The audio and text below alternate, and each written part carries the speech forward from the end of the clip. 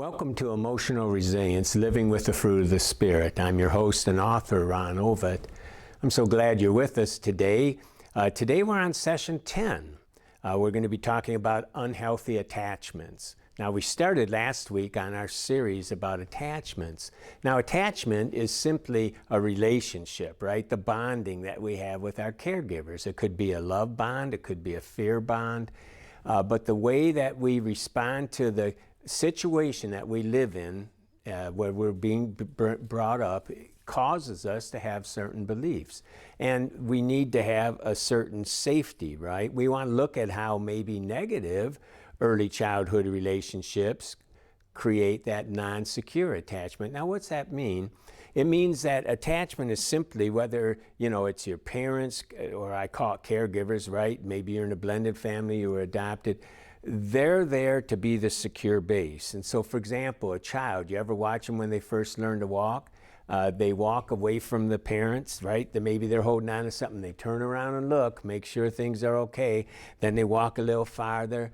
Then they, look back. Maybe they fall and they look up and mom comes, gets them. Mom provides this secure base to go away from and come back to. We have this rhythm. That's how we grow. We go from independent to dependent, independent to dependent, and that becomes a secure base. But sometimes that's not the case. Sometimes perhaps there's neglect, or there's abuse, or there's all kinds of things that cause a child not to have that security, not to have that safety, not to feel good. And as a result, they start having beliefs about the world and about themselves. And it's usually about themselves. But more than that, their brain starts to react to what is dangerous. What is dangerous. And so it starts setting off alarms and causes anxiety, can cause all kinds of things. And so that's what we want to look at today. The last lesson we talked about healthy attachments. Dr. Dan Siegel and Tina Payne Bryson have written a book called The Power of Showing Up. And they said this: parenting is hard, and lots of children are struggling these days because of anxiety, busy schedules, screen time, parental distractions, or something else. What does the research say can make the biggest difference in kids' lives? Well, they said this: when a caregiver shows up for them, when he shows up for them and offers the 4 S's, helping them feel safe, seen, soothed, and secure. That's the 4 S's of attachment, according to them. And what was it? Being safe, right? Being seen, being soothed and secure. That creates this healthy attachment. But unfortunately, some of us grew up with unhealthy attachments. And what happens then? In his new book called Darkness, Dr. Lawrence Hedges shares some of the fears that come out of early, unhealthy attachments.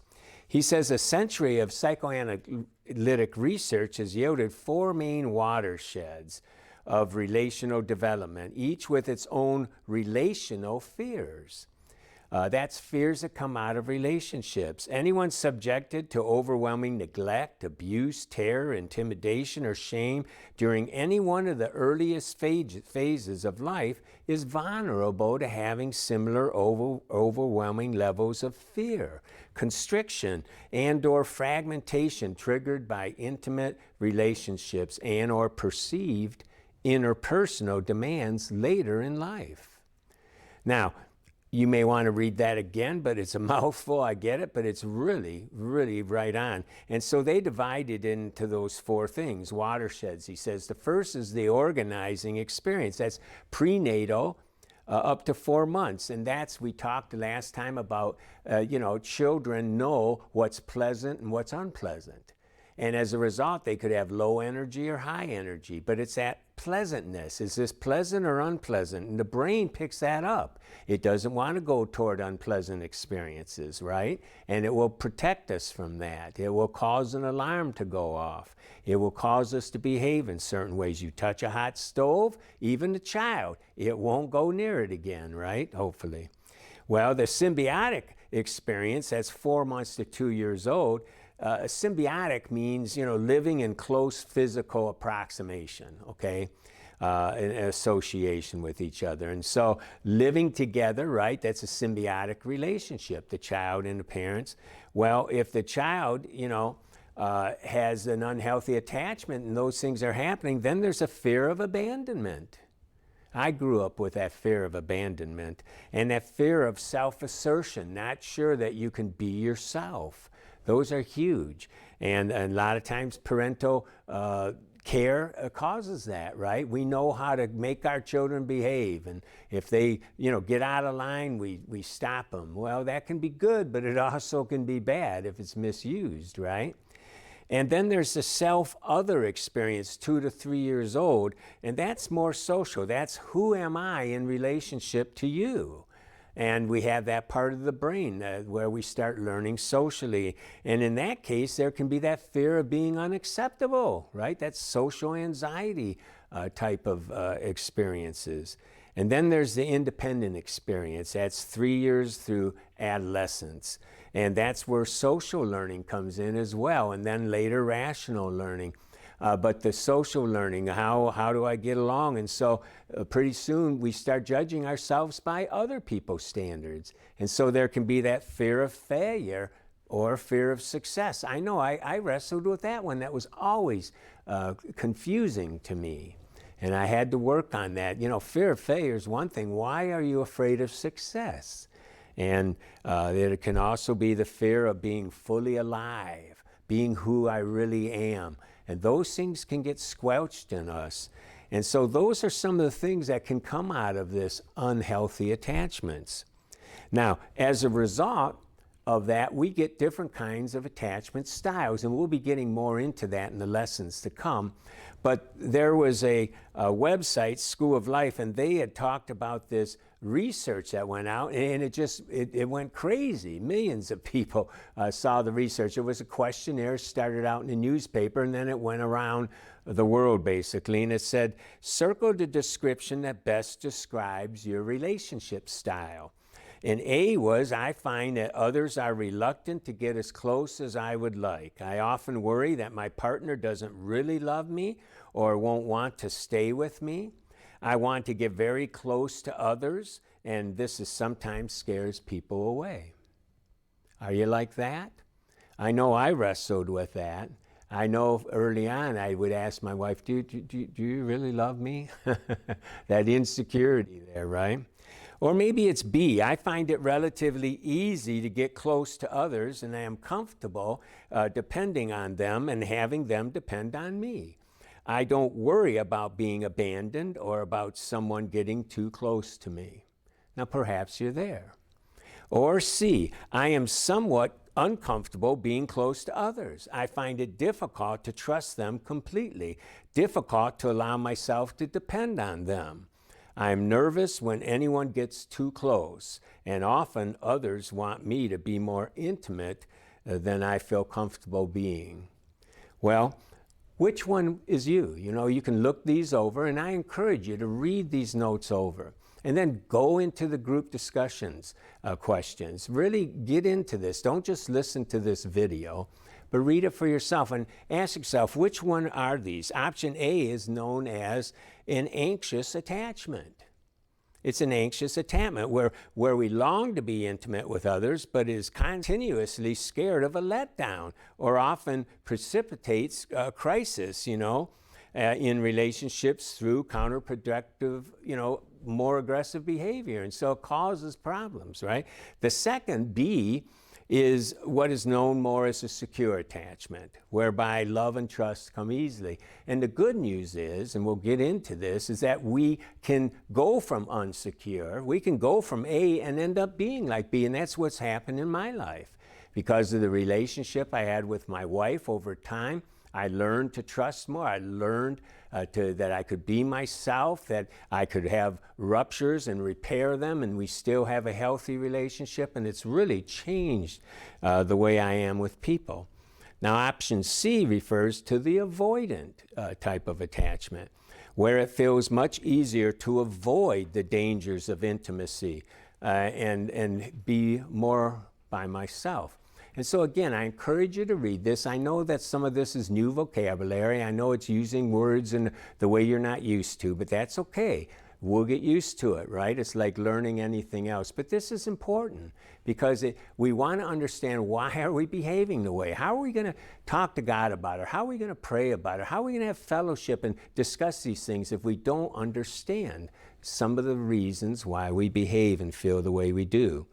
Dr. Wendy Walsh says this: everyone has a certain kind of internal attachment style or relationship style based on genetic predisposition and the kind of parenting we received as infants and toddlers. In a nutshell, the theory is this: if a child's basic emotional and physical needs are met by a consistent primary attachment figure, that child has a good chance of growing up to love themselves, to trust people, to trust love, and to seek out partners who actually help him or her recreate that familiar feeling of mother love. Attachment theorists refer to these lucky lovers as having the ability to securely attach. Unfortunately, she says, people who fall in this attachment category only make up about 20% of American population. The rest of us are filled with anxiety and or avoidance about emotional intimacy. Now, I've heard different percents. She's actually 20% is one of the lower ones I've heard, but nevertheless, the chances are many of us struggle with this. And the problem is it causes our amygdala, right, that limbic part of our brain, the guard shack, if you will, to be oversensitive sometimes. Why oversensitive? Because it's being sensitive that something that doesn't make any sense anymore.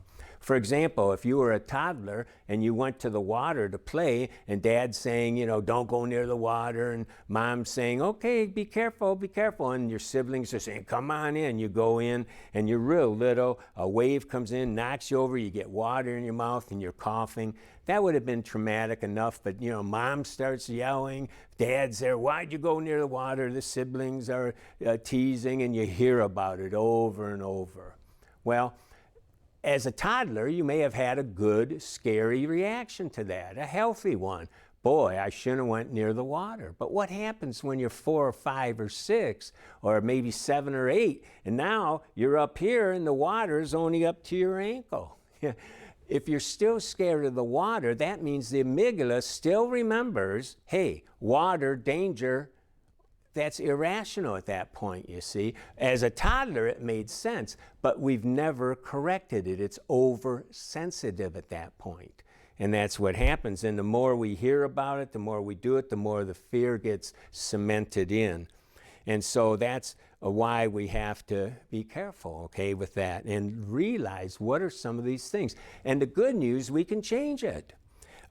You know, we're not hopeless. Michael Makowitz, a leading expert on neuroplasticity, writes in his book, Neuroplastic Transformation, Your Brain on Pain. He's talking about chronic pain here. He says that we can change back the brain from trauma-induced limbic system impairment. He says this: neuroplastic transformation is the treatment that uses the basic principles of neuroplasticity to change the brain pathways back to normal function and anatomy. To accomplish this, we use, now listen, we use thoughts, images, sensations, memories, soothing emotions, movement, and beliefs to harness the power of the brain. By learning principles of how our brain works, we can begin to use the conscious part of our brain to modify the experience of our lives. Man, when I first read that, I was so excited because I said, that's exactly what we're doing here. That's exactly what we're teaching in this class. How to use our thoughts and images, sensations, memories, soothing emotions, and beliefs to change who we are. And so it's really exciting. It's exciting to see how we can do that. Well, there's different kinds of reactions that we can have to these non-secure attachments. There can be physical, right? When I'm triggered emotionally, it may cause all kinds of emotions. And when this emotion is deep-seated and seemingly dangerous, right, to the mind, right, it sets off the amygdala alarm and the sympathetic nervous system comes on. And that's that fight and flight, right? All the blood, gets, the cortisol pumps through the body and adrenaline, and we get the upper body, gets ready, the legs get ready if we're going to run or whatever. And so it causes all kinds of things. And that's fine. When the danger's over, we should go back.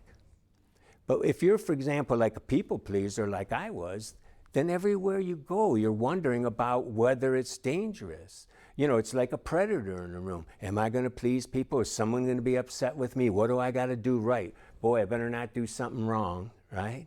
And it's this hyper-vigilance, and that can cause all kinds of problems. And many of us are running around anxious. We have this low hum going on all the time, and it can cause all kinds of physical issues. It can cause, lower back issues, a muscle ache, headaches, all kinds of heart issues, and chemical sensitivity and other kinds of things. And so we can see that there can be physical problems. There can be emotional, of course. We can have a depressive kind of pessimistic spirit. Our emotional pain comes in the form of feeling down and helpless, defeated and pessimistic, right? Why not escape, right? And we can have a sense of shame. That's worse even sometimes, I think, than being depressed. I feel that there's something wrong with me. There's a dread, a combination of anxiety and depression. A fear of non-being perhaps comes over me. I must divert my attention and escape. Maybe for others it's a deep-seated rage, an anger that's going on. And we're not sure why, but we have these outbursts and we overreact, and we need to work on it. And my point is, a lot of these things then cause us to want to escape, and we can escape through all kinds of things. Have an acronym for it, escape, right? E for excitement, S for substance, C for comfort, A for avoidance, P for people, right? E for emotionalism, and S for sex. We can overindulge in all those things, and we can become addicted, right? That's where addictions come from. And there's even spiritual issues, right, that can go on. We get anxious, depressed, hopeless, and we strive to connect. We look for what? Spiritual solutions. But unfortunately, sometimes we look for inward advisors, right? Outward spirits, enlightenment, inspiration, guardians, ancient wisdom, asceticism, all kinds of new age type things going on. There's a lot of spiritualism out there.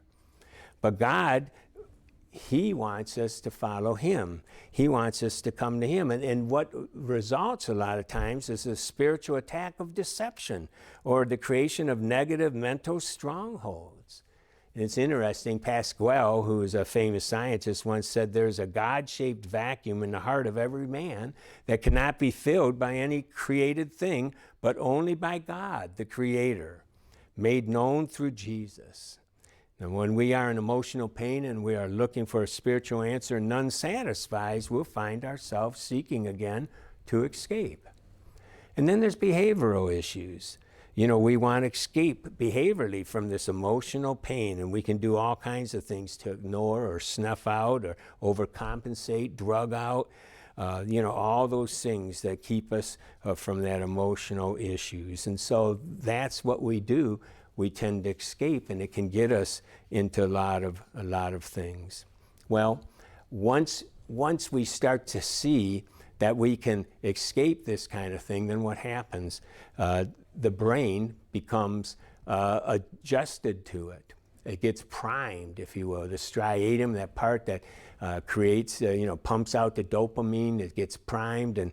And so, you might see a sexually alluring ad on TV or a piece of cake in a restaurant, hear the ice cube ringing inside an empty glass, a person who has excited us in the past, whatever, and we feel this small rush of dopamine.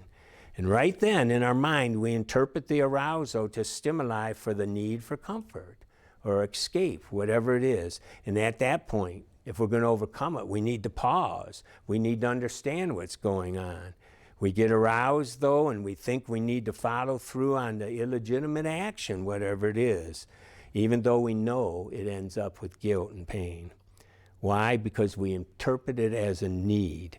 It feels just like the need for comfort that we felt throughout our life. I've counseled many people in addictions, and a guy would tell me, I took my first drink at 10, and for the first time I felt normal. There was a chemical reaction going on. There was a dysregulation in the brain, and because of that, the substance helped, and other forms of escape. And we need to see that sooner or later we're reacting to the need for the substance, and we need to get away and break away, whatever it is. And we can. Today there's hope. We can do that, and we'll talk much about that throughout the course. And then, there's the false beliefs about ourselves. There's not only the physical, right, craving that's going on, the brain reacting, but there's also the false beliefs about ourselves that cause this nagging concern in our life, that causes us to panic and feel anxiety and feel those things. And like I said earlier, there's a lack of spiritual direction and connection. And so what happens then, it causes us to continue down that negative road. Well, what can we do about that? What can we do about these negative attachments? What can we do about this attachment style that causes us to worry, to be anxious, to be angry, to be depressed, to seek all kinds of forms of escape? Well, today there's hope, friends. We can change. And I have some things listed for you. I call it name, blame, and change the game. First, we need to name it, right? The emotional pain or craving is faulty wiring. It's faulty wiring. It's an aberration. It's based on a false lie, right? A lie, a false signal. We don't need comfort from a lie. We need truth, right? We can return to joy anytime in this process. If we can name it, we can tame it. If we can say, hey, for example, I'm feeling anxious, and it's because I feel that, no one loves me, that I'm unlovable. Well, I've named it. Well, is that true? I feel that way, but does that mean it's true? No. And so I start to realize what the truth is. You see, I can change it. I can change it. But the trick is it needs to be emotionally believed. A person that feels that they're ugly and yet they're handsome or beautiful, they believe that emotionally. Try changing their mind. You can say, well, look, you're beautiful. Just say it 100 times. That won't help. Somewhere they learn that emotionally. We need to get back to that place and show them how wrong that was, that was a childhood belief, that was an immature belief. And the mature belief is that I'm good enough, and they can come to that place. And so, we need to put the blame where it is, right? It's due to this false lie, the lies about ourselves, the lies about life and that. And we need to get in touch with those those things that came out of that young, immature life of ours, where we weren't able to blame our parents, we weren't able to think rationally, we were thinking emotionally, and we started to believe that something was wrong with us. And so we changed the game. We start to realize, hey, I'm here now. It's been 10, 15, 20, 30 years. I don't have to continue to believe that. I don't have to continue to feel that way. We don't need false comfort, and so we can change some of those things. We need to know the truth. And so I've put in the back of the lesson a memory jogger, a journal that you can do, and the point of that is to just help you see different stages in your life and just reflect. Was there trauma? Was there things going on? Not that you have to do a deep dive, but sometimes just remembering some of these things will help free us. Because we can see him, instead of being there, we can see him from a more mature vantage point. We can see it as an observer. We can see it as a mature observer. Oh yeah, I remember when Dad did that. And oh, I remember when my brother did that. I remember at school when this happened. Just remembering it from a more logical, safe place will help the amygdala realize it's not that dangerous, that the assumptions we made may have been wrong.